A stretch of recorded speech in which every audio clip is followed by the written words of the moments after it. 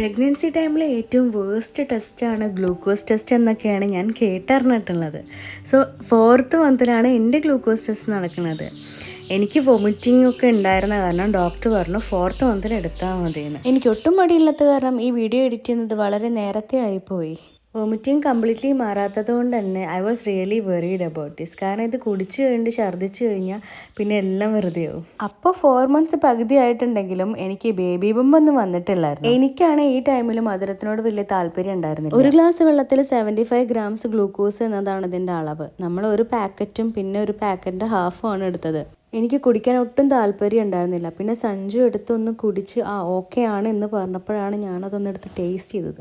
Taste നോക്കിയപ്പോൾ കൊള്ളാം, എനിക്ക് ഓക്കെയാണ്. അങ്ങനെ നമ്മളത് കുടിച്ച്, നമ്മളല്ല ഞാൻ.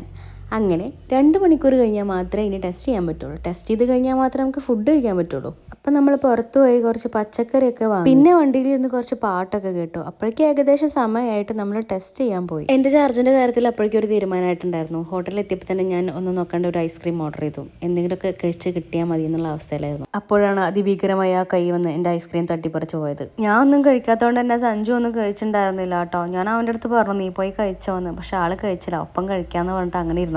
അങ്ങനെ കാത്തിരുന്ന് നമ്മുടെ ഫുഡ് വന്നു. ചോറ് തന്നെ. എനിക്കപ്പോൾ ചോറ് കഴിക്കാനുള്ള താല്പര്യം മാത്രമേ ഉണ്ടായിരുന്നു. ഇതിൻ്റെ കൂടെ എത്ര കറികൾ ഉണ്ടെന്നുണ്ടെങ്കിലും ഞാൻ കൂട്ടിയത് തൈരും മുളക് വറുത്തതും പപ്പടും സാമ്പാറും മാത്രമായിരുന്നു. ഒരു പറ ചോറിനാനുള്ള വിശപ്പുണ്ടായിരുന്നെങ്കിലും ഞാൻ കുറച്ചേ കഴിച്ചുള്ളൂ. റിസൾട്ട് വന്നപ്പോഴാണ് അറിയണത് എൻ്റെ ഷുഗറെല്ലാം നോർമലാണ്. സമാധാനമായത് അപ്പോഴാണ്.